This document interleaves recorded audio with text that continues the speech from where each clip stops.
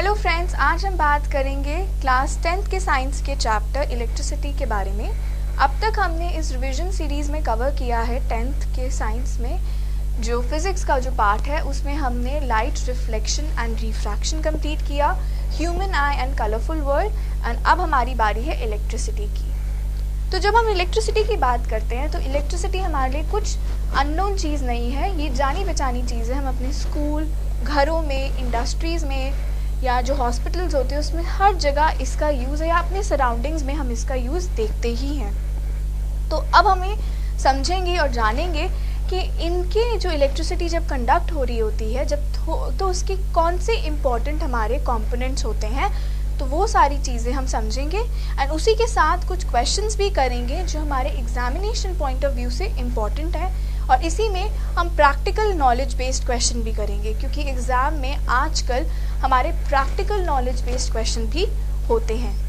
चलिए स्टार्ट करते हुए पहले डिस्कशन है हमारा electric current and electric circuit. अब हमने एयर करंट, वाटर करंट समझा है। जब एक रिवर में वाटर फ्लो हो रहा होता है तो वो हमारा वाटर करंट डिपिक्ट करता है।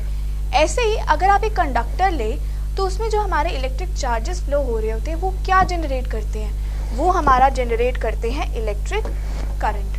तो इलेक्ट्रिक करंट जो हमारा जो टर्म है वो हमारा फ्लो ऑफ इलेक्ट्रिक चार्जेस है जो एक कंडक्टर में एक मेटालिक वायर के थ्रू हो रहा होता है।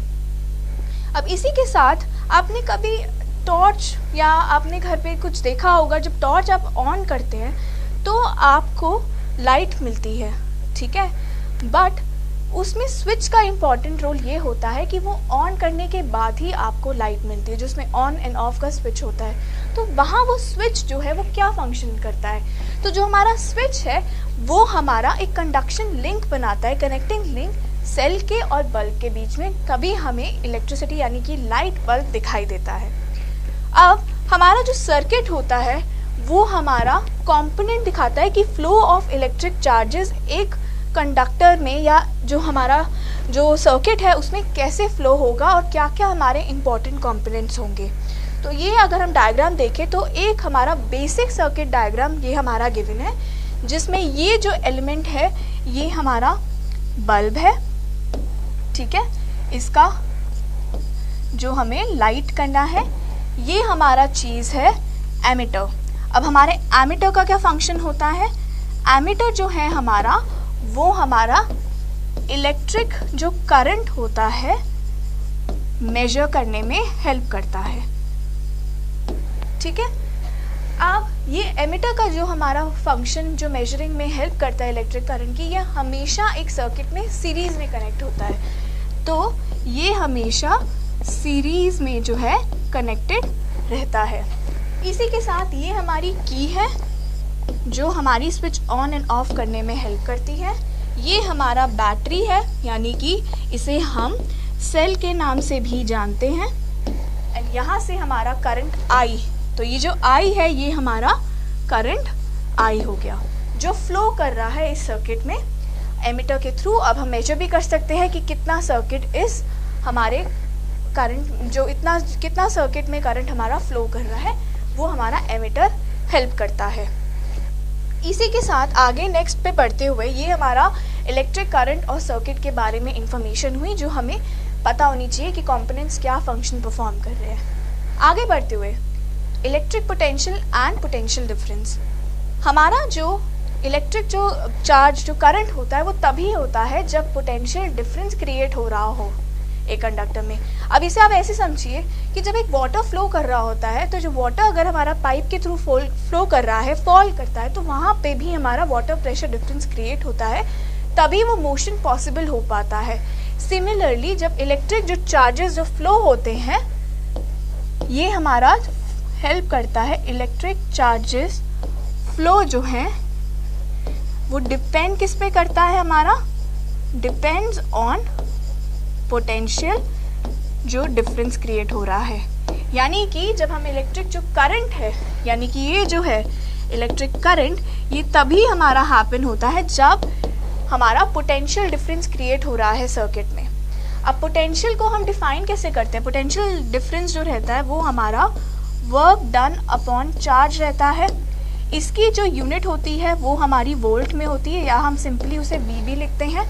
ये हमारा वर्क रहता है, वर्क डन, और ये Q जो है ये हमारा चार्ज यानी कि जूल बाय C कूलम जो इनकी यूनिट होती है। तो ये हमारा पोटेंशियल डिफरेंस हुआ। तो इसे आप एक बार एनालाइज करिए। अब सर्किट में अगर हमें एक पोटेंशियल डिफरेंस दिया है तो इसका मेजरिंग कैसे होती है? इसकी हमारी मेजरिंग होती है with the help of volt meter. तो अब तक हमने क्या देखा था कि इलेक्ट्रिक करंट कैसे मेजर होता है? एमीटर के थ्रू। अब पोटेंशियल डिफरेंस हमारा मेजर होता है वोल्ट मीटर के थ्रू, और ये जो है ये हमेशा कनेक्ट होता है इन पैरेलल एक सर्किट में। एमीटर हमारा कनेक्ट रहता है सीरीज में, वोल्ट मीटर हमारा कनेक्ट रहता है पैरेलल में। ये हमारा एमीटर वोल्ट मीटर के बीच का डिफरेंस रहता है। तो कई बार आपको 2 मार्कर में क्वेश्चन में स्टेट करना पड़ सकता है या 1 मार्कर में कि डिफरेंस बताइए एमीटर और वोल्ट मीटर में हमारा क्या होता है जो सर्किट के कंपोनेंट्स हैं। तो ये हमारा पोटेंशियल डिफरेंस एंड वोल्टेज का पोटेंशियल का रहा। देन अब हम बात करते हैं इलेक्ट्रिक सर्किट की। इलेक्ट्रिक सर्किट में जो अब तक हमने देखे हैं उसके अलावा भी बहुत सारे कंपोनेंट्स होते हैं जो आप इस डायग्राम में देख रहे होंगे। तो पहला जो हमारा है इलेक्ट्रिक सेल।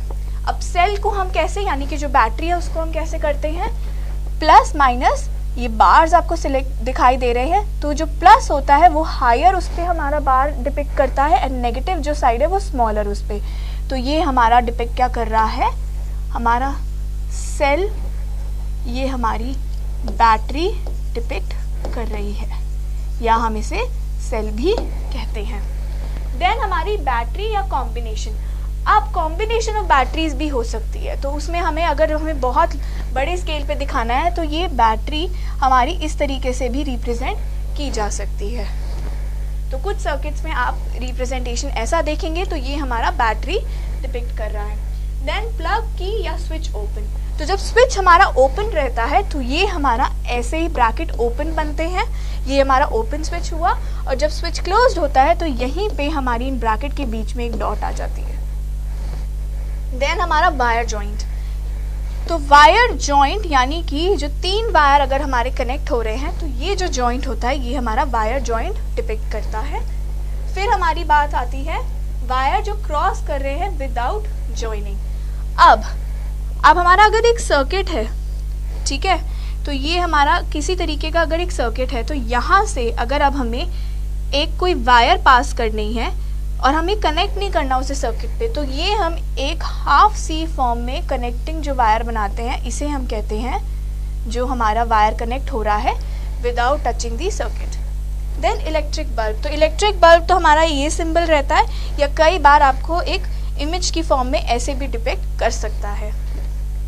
देन रेजिस्टर जो है हमारा रेजिस्टेंस R का, तो रेजिस्टेंस हमारी ऐसे डिनोट की जाती है पैटर्न में, और यहीं पे वेरिएबल रेजिस्टेंस यानी कि रियोस्टैट अगर यूज हो तो उसको हम ऐसे डिनोट करते हैं।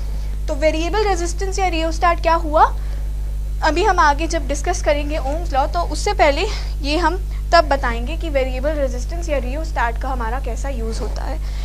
तो यहाँ रेजिस्टेंस में हमारा नॉर्मल पैटर्न रहता है, अगर हम एरो हेड कर देंगे तो वो हमारा वेरिएबल रेजिस्टेंस बन जाता है, या हम एरो को इस तरीके से भी पोजीशन कर सकते हैं। देन हमारा एमीटर। तो एमीटर हमारा ए साइन से डिपिक्ट करते हैं हम इसे, प्लस माइनस। वोल्ट मीटर को वी साइन से हम डिपिक्ट करते हैं, प्लस माइनस उसके साइंस हम बताते हैं। अब इलेक्ट्रिक करंट जो हमारा फ्लो होता है उसकी डायरेक्शन हमें बतानी चाहिए कि जो डायरेक्शन हमारी इलेक्ट्रिक करंट की होती है वो ऑपोजिट होती है to the charges of electric charges का जो फ्लो होता है। तो हमारी जो डायरेक्शन होती है इलेक्ट्रिक करंट की वो हमारी ऑपोजिट रहती है टू इलेक्ट्रिक चार्ज फ्लो, यानी कि इलेक्ट्रॉन के फ्लो की। तो नेगेटिव जो हमारा इलेक्ट्रॉन का डिफेक्ट करता है उसके फ्लो के ऑपोजिट मूव करती है हमारी करंट की, और ये हमारी हाई पोटेंशियल से लो पोटेंशियल के फॉर्म में पास करंट फ्लो करता है। Then Ohm's law. अब इसके बाद अब हमें वोल्टेज पोटेंशियल डिफरेंस पता चल गया, करंट पता है, रेजिस्टेंस पता है। अब हम डिस्कस करते हैं कि ओम्स लॉ हमारा स्टेट क्या करता है। तो ओम्स लॉ तक तो हमारा रेजिस्टेंस हमें नहीं पता चला था कि रेजिस्टेंस एक्चुअली होता क्या है। फिर एक एक्टिविटी, एक एक्सपेरिमेंट परफॉर्म किया गया था जिससे हमारा रेजिस्टेंस डिराइव हुआ था। तो इस एक्सपेरिमेंट में ये पता चला था कि जो पोटेंशियल डिफरेंस होता है जिसे हम V से डिनोट करते हैं, ये हमेशा हमारा डायरेक्टली प्रोपोर्शनल रहता है I यानी कि करंट के। और हमारी यहाँ पे SI यूनिट क्या है पोटेंशियल डिफरेंस की, वोल्ट, और करंट की क्या होती है, एम्पियर। ठीक है, ये हमारी SI यूनिट होती है करंट की और ये वोल्ट पोटेंशियल डिफरेंस की। तो यहीं से अगर हम लिखें तो V बाय जो I बनेगा ये हमारा क्या है, कांस्टेंट वैल्यू डिनोट करता है जो कि हमारी डिफाइंड होती है रेजिस्टेंस R से। ये वैल्यू हमारी सेम रहती है और ये वैलिड कब तक है, जब हमारा टेम्परेचर जो है, यानी कि टेम्परेचर जो है ये हमारा कांस्टेंट रहेगा, तो ये हमारी रेजिस्टेंस की वैल्यू होगी। तो ओम्स लॉ हमारा फाइनली क्या बनता है, I इंटू R। ये तब वैलिड है जब हमारा टेम्परेचर कांस्टेंट रहता है, ये ओम्स लॉ तभी वैलिड रहता है। और रेजिस्टेंस हमारी V और I का जो ग्राफ बनता है उसका स्लोप हमें देता है रेजिस्टेंस की वैल्यू। तो काफ़ी आपको न्यूमेरिकल फॉर्म में भी पूछा जा सकता है, अगर V और I ग्राफ गिवन है तो आपको एनालिसिस करनी पड़ सकती है या कैलकुलेट करके बताना पड़ता है कि इस ग्राफ या इस मटेरियल के लिए आपका रेजिस्टेंस कितना आएगा। तो रेजिस्टेंस एक्चुअली रेजिस्ट, जो नाम से ही आप समझोगे ये रेजिस्ट करता है फ्लो ऑफ चार्ज को। इसमें भी हम एक सर्किट में दो तरीके के मिलते हैं हमें रेजिस्टेंस, वेरिएबल रेजिस्टेंस और एक रियोस्टैट। वेरिएबल रेजिस्टेंस का मतलब कि हम करंट को रेगुलेट करें without changing potential difference. And similarly rheostat में हमारा जो डिफरेंस रहता है वो इतना होता है कि हम उसमें चेंज कर सके रेजिस्टेंस ऑफ दी सेल, तो रियोस्टैट यूज़ करते हैं हम। तो ये हमारा, अगर आप देखें इसको एक बार एनालाइज करिए, काफ़ी हमारा इम्पॉर्टेंट है ओम्स लॉ। तो ये न्यूमेरिकल्स इससे बहुत ज़्यादा पूछे जाते हैं एंड आगे हायर क्लासेस में भी आप इसको डिटेल में और पढ़ेंगे। देन नेक्स्ट टॉपिक है हमारा फैक्टर्स जिस पे रेजिस्टेंस हमारा डिपेंड करता है। अब कुछ फैक्टर्स भी हैं जिन पे हमारा रेजिस्टेंस जो है वो डिपेंड करता है, जैसे कि ये हमारा मटेरियल की लेंथ पे डिपेंड करता है, ठीक है, एरिया ऑफ क्रॉस सेक्शन पे डिपेंड करता है, और नेचर क्या है हमारे मटेरियल का, तो ये नेचर ऑफ दी मटेरियल पे भी डिपेंडेंट होता है, नेचर ऑफ मटेरियल। इन तीनों चीज़ों पे हमारा रेजिस्टेंस जो है डिपेंड करता है। तो अगर अब हमारी लेंथ देखें तो रेजिस्टेंस जो है ये हमारे हमेशा डायरेक्टली प्रोपोर्शनल होता है लेंथ ऑफ द मटेरियल के, और यही रेजिस्टेंस हमारा जो है इन्वर्सली प्रोपोर्शनल है area of cross section of the material की। तो इन दोनों को अगर हम ज्वाइन कर दें तो रेजिस्टेंस जो है प्रोपोर्शनल आ जाता है L/A। और अगर हम इस प्रोपोर्शनैलिटी कांस्टेंट को हटाएं तो हमें यहाँ से मिलता है L = रो L/A। अब हमें यहाँ पे ये समझना बहुत ज़रूरी है कि जो रेजिस्टेंस की जो यूनिट हमें पता होनी चाहिए ये होती है ओम, जिसको हम इस साइन से डिपेक्ट करते हैं, और ये जो आया है ये हमारा कहलाता है रेजिस्टिविटी, जिसकी यूनिट क्या होती है हमारी ओम मीटर। तो ये हमारा रेजिस्टेंस का फैक्टर्स जिन पे हमारा रेजिस्टेंस एक कंडक्टर का डिपेंड करता है वो हुआ। अब यहीं पे हम बात करें तो अलॉयज़ वगैरह आप क्यों देखते हैं कि हीटिंग डिवाइसेस में यूज़ होते हैं सबसे ज़्यादा। अलॉयज़ वगैरह हमारी हीटिंग डिवाइसेस में इसलिए यूज़ होते हैं कि उनकी रेजिस्टिविटी जो होती है, रेजिस्टेंस जो होती है वो बहुत ही कम होती है, तो इस चक्कर में ये गुड कंडक्टर्स बनते हैं।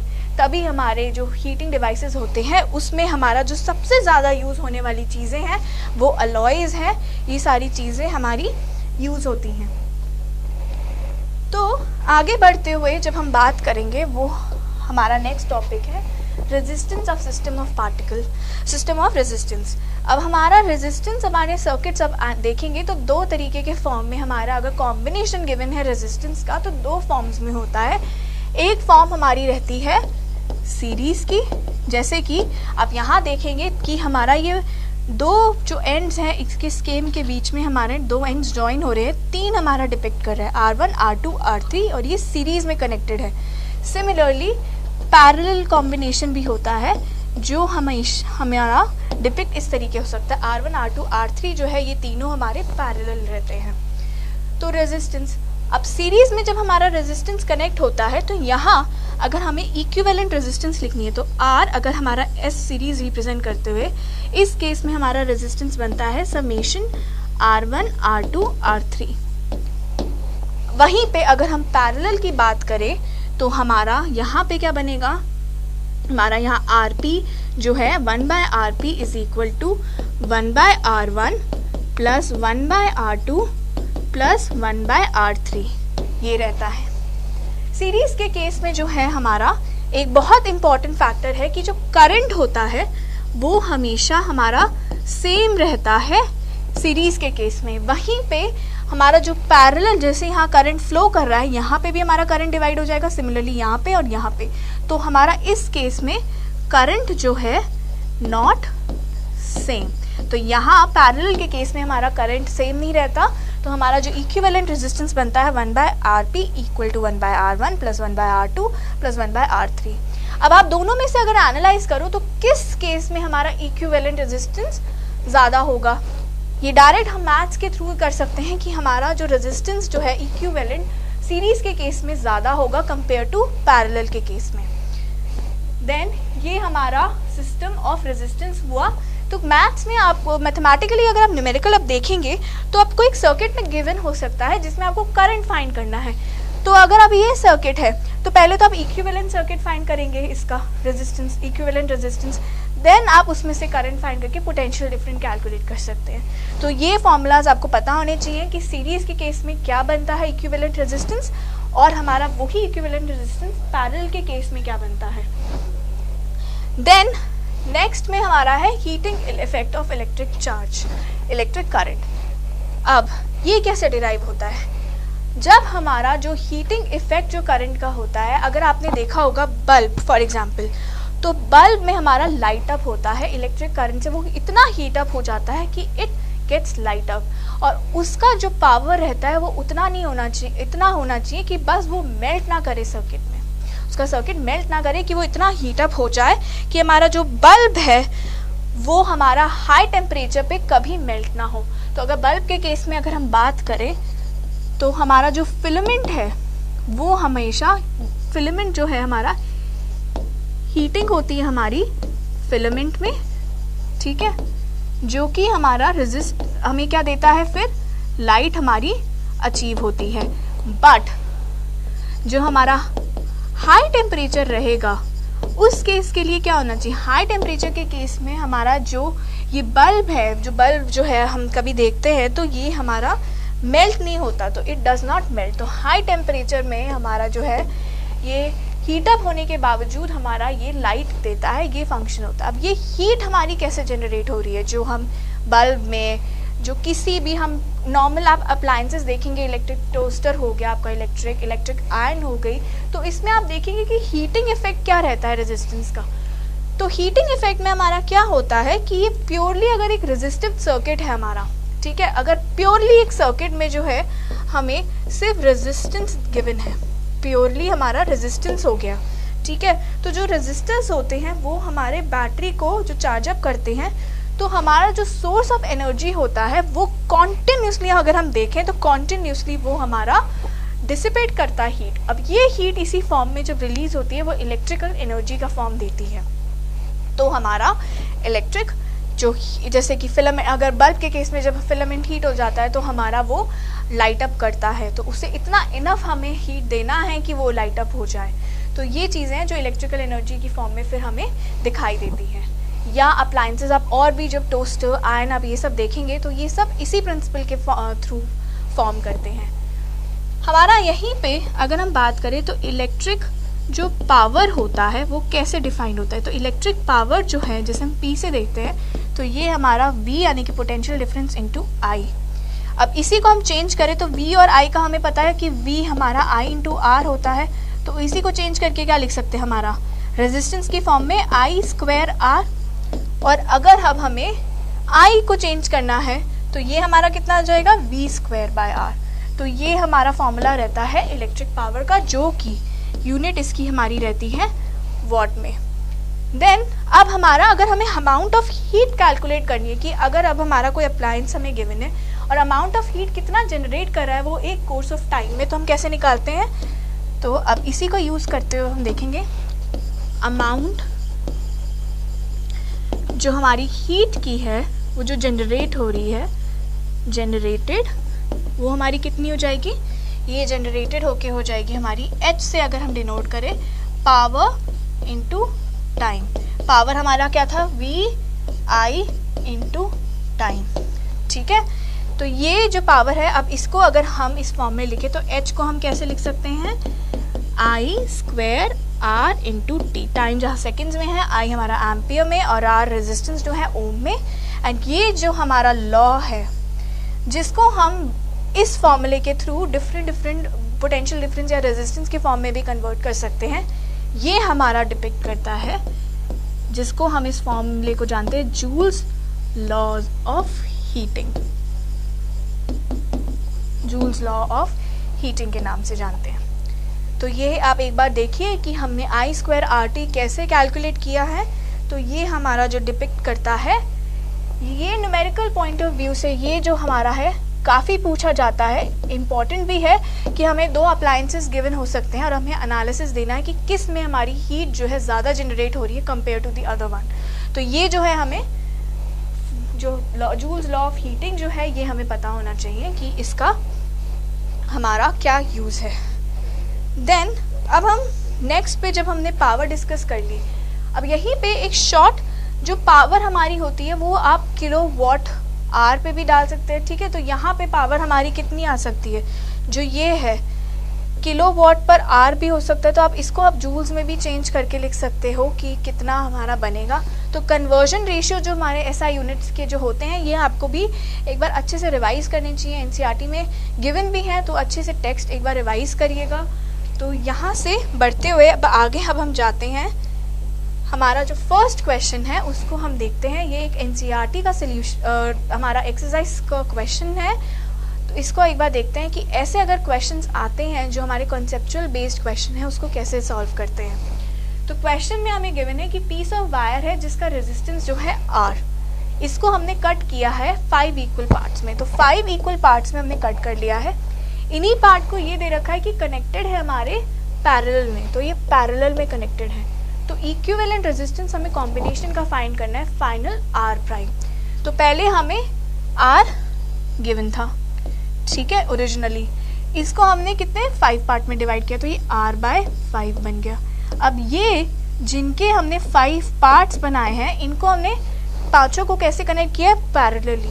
तो फॉर्मूला हमें पता है कि 1/RP, जब पैरेलल का केस होता है तो ये 1/R1 plus 1/R2 plus 1/R3 plus 1/R4 plus 1/R5, ऐसे हमारा कैलकुलेट होता है। क्योंकि हमें 5 गिवन है, 5 पार्ट, तो हम डालेंगे तो ये वैल्यू कितनी हो जाएगी, R/5, 5 टाइम्स है तो हम लिख सकते हैं R/5/R/5, ये हमारा बनेगा 1/R/5 plus 1/R/5 plus 1/R/5 and यहाँ से 1/R/5 फिर प्लस 1/R/5।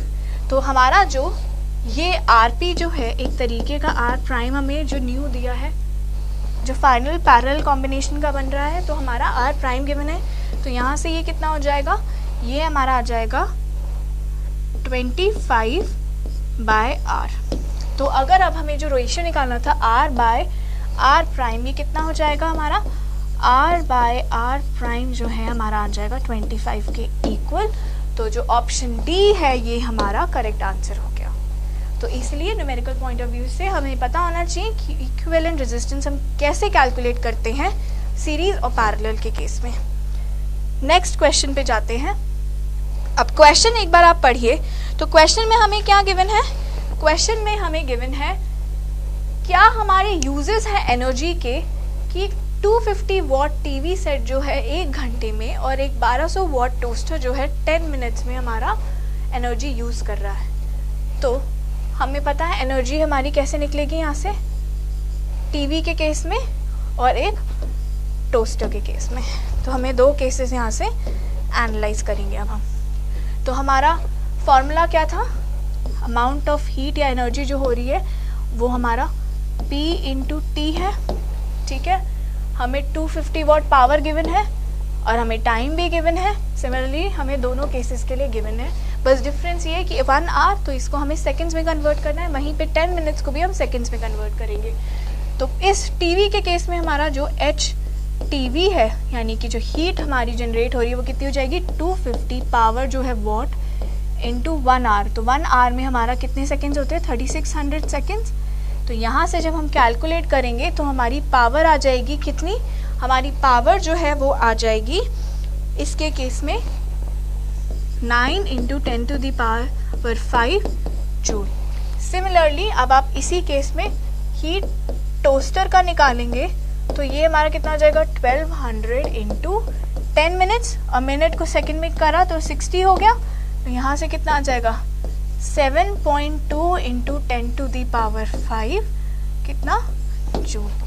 तो अब अगर हम दोनों को एनालाइज करिए तो किस में सबसे ज़्यादा एनर्जी हमारी यूज़ हो रही है, तो हमारी जो एनर्जी सबसे ज़्यादा यूज़ हो रही है वो किस में हो रही है, टीवी के केस में। तो ऐसे आपको एनालिसिस क्वेश्चन में करने आ सकते हैं अप्लायंसेस अगर आपको डिफाइंड है। देन अब हम ज़रा मूव फॉरवर्ड करते हैं। हमारे जो क्वेश्चन है एक बल्ब गिवन है हमें इस केस में, ठीक है। यहाँ पे B1, B2, B3 जो है 3 हमें आइडेंटिकल बल्ब गिवन है। आप सर्किट एनालाइज करिए जिसमें हमें दिया है कि तीनों बल्ब हमारे ग्लो कर रहे हैं और करंट जो है 3 है हमारे जो एमीटर A में। तो इस एमीटर में जो हमारा करंट जो दिखा रहा है वो हमारा कितना है 3 एम्पियर। और हमारा ये रिकॉर्ड यहाँ पे हमारी बैटरी भी गिवन है। तो बैटरी यहाँ पे जितना हमारा जो हमें वो गिवन था वो कितना है, ये हमारी इसकी पोटेंशियल डिफरेंस है 4.5 वोल्ट। तो ये हमारा कितना है, ये हमारा है 4.5 वोल्ट, 3 एम्पियर करंट फ्लो कर रहा है एंड हमारी ईएमएफ है 4.5 वोल्ट। तो पहले पार्ट पढ़िए, इसमें हमें गिवन है कि क्या होता है to the glow of other bulb अगर हमारे 2 बल्ब जो हैं उन पे क्या असर पड़ेगा अगर B1 जो है वो हमारा फ्यूज़ हो जाए। तो इसका मतलब यहाँ से अगर हमारा B1 जो है वो फ्यूज़ हो जाए तो इन दोनों बल्ब पे क्या डिफरेंस आएगा। तो अब एक बार आप सर्किट को दोबारा देखिए तो आपको पता चलेगा कि हमारा जो B1, B2, B3 है ये तीनों कैसे कनेक्टेड है, ये तीनों हमारे कनेक्टेड है पैरेलली, है ना। ये तीनों हमारे कैसे कनेक्टेड है पैरेलली। तो अगर हमारा जो पोटेंशियल डिफरेंस जो है जो तीनों का जो बन रहा है वो हमारा चेंज नहीं होगा, ठीक है, वो चेंज नहीं होगा, बस हमारा पहला हमारा जो फ्यूज़ हो रहा है। तो इसका मतलब जो हमारा B1 और B2 है, तो B1 और B2 जो है वो हमारे B3 जो है, अगर B1 हमारा फ्यूज़ हो जाता है तो B3 एंड B2 जो है हमारे वो रिमेन्स रहेंगे अनचेंज्ड। तो इन पे हमारा कोई फ़र्क नहीं पड़ेगा। दूसरे पार्ट में हमसे पूछा है कि क्या होगा रीडिंग A1, A2 और A3 की अगर A जो है जो हमारा बल्ब B2 डिफ्यूज़ हो जाए। तो यहाँ पे अब हमारा B2 डिफ्यूज़ हो जाएगा तो B1 और B3 पे क्या फ़र्क पड़ेगा। तो यहाँ पे अब हम देखें अगर B2 हमारा फ्यूज़ हो रहा है तो जो A2 है तो यहाँ से हमारा कोई करंट फ्लो नहीं होगा यहाँ पे भी, ठीक है। अब हमारा कोई करंट फ्लो नहीं होगा A2 में। तो अब हमारी जो रीडिंग है A1 और A2 और A3 इनकी तीनों की रीडिंग पे क्या फ़र्क पड़ेगा। तो अगर अब हम सर्किट देखें A2 अब हमारा वर्क नहीं कर रहा तो A1 और A3 हमारे कैसे हो जाएंगे। तो 3 हमारा करंट था तो हमारा ये जो तीनों है वो इक्वली डिवाइड हो रहा है। तो हमारा जो करंट जो अब फ्लो करेगा वो हमारा हो जाएगा या तो इस केस के लिए B1 हमारा हो जाएगा 1 एम्पियर या हमारा जो B2 है वो हो जाएगा हमारा B3 जो है वो हमारा हो जाएगा 1 एम्पियर।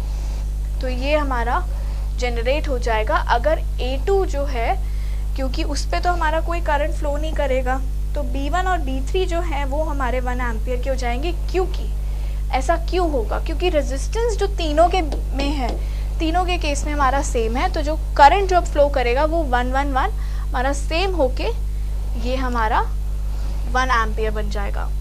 देन थर्ड पार्ट में हमसे पूछा है कि कितना हमारी पावर डिसिपेट हो रही है सर्किट में जब तीनों बल्ब ग्लो कर रहे हैं। तो ये हमारा डायरेक्ट फॉर्मूला बेस हुआ, पावर कितना होता है potential difference into current I, यानी कि 4.5 इंटू 3, जो कि हमें क्या वैल्यू देगा, अब हमारा जो करंट फ्लो कर रहा है वो हो जाएगा हमारा 13.5 वॉट। तो इतनी पावर डिसिपेट हो रही है इस सर्किट में जब तीनों बल्ब हमारे ग्लो कर रहे हैं एक साथ, तीनों जब हमारे ग्लो करेंगे एक साथ। देन नेक्स्ट क्वेश्चन देखेंगे। अब क्वेश्चन में अब हमारा अगर हमें सर्किट का फंक्शनिंग पता हो तो हम ये क्वेश्चन अच्छे से कर सकते हैं, तभी हमारे सर्किट्स के जो कंपोनेंट होते हैं वो हमें उनकी फंक्शंस अच्छे से पता होने चाहिए। चाइल्ड है जो ड्रॉ कर रहा है इलेक्ट्रिक सर्किट में to the study Ohm's law, ठीक है, फिगर में हमें दिया है। तो उसकी टीचर उसको बोलती है कि जो सर्किट डायग्राम आपने बनाया उसमें करेक्शन की ज़रूरत है। तो अब हमें इस सर्किट डायग्राम जो चाइल्ड ने बनाया है उसको स्टडी करना है और रीड्रॉ करके बताना है कि क्या करेक्शंस हमारे होंगे। तो एक बार आप सर्किट डायग्राम देखिए और देखिए उसके बाद बताइए कि क्या आपको लगता है कि ये चेंजेस हमारे इसमें होने चाहिए। अगर आप देखो तो यहाँ पे जो हमारा जॉइंट है, सबसे पहले जो ये सेल जो बना है ये हमारा सीरीज में नहीं है, तो हमारा जो यहाँ पे जो एडिटिंग है यहाँ पे होनी चाहिए। उसके बाद हमारा जो एमिटर है ये हमेशा हमारा सीरीज में होता है और वोल्ट मीटर हमारा पैरेलल, तो ये कंपोनेंट हमारा गलत है, तो ये हमारा जो है और करंट जो है वो गलत फ्लो हो रहा है। तो ये जो तीन चीज़ें हैं अब हम इसे रीड्रॉ करेंगे और फिर बनाएंगे। तो हमारा रीड्रॉ करने के बाद ही कैसा बनेगा, अब यहाँ पे हमारी ये बैटरी ऐसे कनेक्टेड है, ठीक है, और यहाँ पे हमारा रेजिस्टेंस गिवन है, यहाँ पे अब हमारा आ जाएगा एमीटर जो कि प्लस एंड माइनस है, ठीक है। अब यहाँ से जब हम देखेंगे तो ये जो हमारा जो कनेक्शन दिखा रहा है वो हमारा इस तरीके से आएगा, जो इस तरीके से कनेक्टेड है ये। यहाँ से अब हमारा ये जो पार्ट है ये हमारा वोल्ट मीटर में हो जाएगा, ठीक है, जिसका साइन हमारा प्लस देन माइनस, ये हमारी रेजिस्टेंस R, और जो करंट जो फ्लो करेगा इसमें अब वो हमारी डायरेक्शन प्लस से माइनस होती है, यानी कि हाई से लो। तो ये करंट हमारा इस तरीके से फ्लो करेगा सर्किट में, करंट I। तो ये जो तीन चीज़ें थी ये हमारी इसमें गलत थी, डायरेक्शन ऑफ करंट भी, एमीटर और वोल्ट मीटर की पोजीशन और हमारा जो सेल की पोजीशन थी। देन मूविंग फॉरवर्ड, अब हमारा जो क्वेश्चन है ये हमारा NCERT का सॉल्व एग्जाम्पल है, तो ये काफ़ी इम्पोर्टेंट है और इससे रिलेटेड हमारा क्वेश्चन पूछा गया है। तो इलेक्ट्रिक लैम्प गिवन है और उसकी रेजिस्टेंस गिवन है हमें, तो एक लैम्प की है जिसकी रेजिस्टेंस 20 ओम, फिर कंडक्टर गिवन है जिसका रेजिस्टेंस हमें 4 ओम दे रखा है। तो रेजिस्टेंस हमारी कनेक्टेड है किससे, 6 वोल्ट बैटरी से। हमें कैलकुलेट करना है कि कितना टोटल रेजिस्टेंस है सर्किट का, ठीक है, और जो करंट है कितना फ्लो करेगा सर्किट में, और potential difference across the electric lamp हमारा कितना डेवलप हो रहा है। तो पार्ट ए में हमें टोटल रेजिस्टेंस पूछा है। तो जो कंडक्टर है और जो लैम्प है जो हमें गिवन है, दोनों हमारे कैसे सर्किट में दिख रहे हैं, ये दोनों हमारे सीरीज में हैं। तो इक्विवेलेंट हमारा कैसे बनेगा, RS equal to R1 plus R2, यानी कि हमारा 4 ओम कंडक्टर जो हमारा कंडक्टर का है, देन हमारा 20 जो हमारा लैम्प का है, तो ये बन गया हमारा 24 ओम इक्विवेलेंट रेजिस्टेंस। देन बी में हमें करंट बताना है, कितना हमारा करंट है जो फ्लो कर रहा है। तो करंट हमारा कितना फ्लो कर रहा है, करंट हमारा हमें I पता चल गया, हमें I तो निकालना है, हमें बैटरी पता है V, और हमें रेजिस्टेंस इक्विवेलेंट पता चल गया। तो V हमारा क्या होता है, I इंटू R, तो I कितना हो जाएगा V बाय R, यानी कि 6/24 विच इज़ 1/4। तो यहाँ से अगर हम देखेंगे तो ये हमारा कितना हो जाएगा, I हमारा आ जाएगा 1/4 को अगर हम डिवाइड करेंगे तो ये हो जाएगा 0.25 एम्पियर। तो इतना करंट हमारा सर्किट में जो है फ्लो कर रहा है। देन अभी हमसे पूछा है सी पार्ट में कि potential difference across the electric lamp and conductor, तो हमारे इस रीजन में कितना पोटेंशियल डिफरेंस जनरेट हो रहा है, ये हमें V कैलकुलेट करना है। तो हम दोनों पार्ट से निकाल सकते हैं कि हमारा रेजिस्टेंस के केस में कितना आ रहा है और लैम्प के केस में कितना आ रहा है। तो अगर हम इसके लिए निकालें V1 यानी कि 4 ओम के लिए, तो V1 हमारा कितना हो जाएगा, करंट हमारा है 0.25, रेजिस्टेंस कितनी है 4, तो यहाँ से हमारा VI कितना हो जाएगा, तो VI जो है हमारा वो कैलकुलेट होके जो है हमारा आंसर आएगा कितना, वो हमारा हो जाएगा V1 जो है हमारा हो जाएगा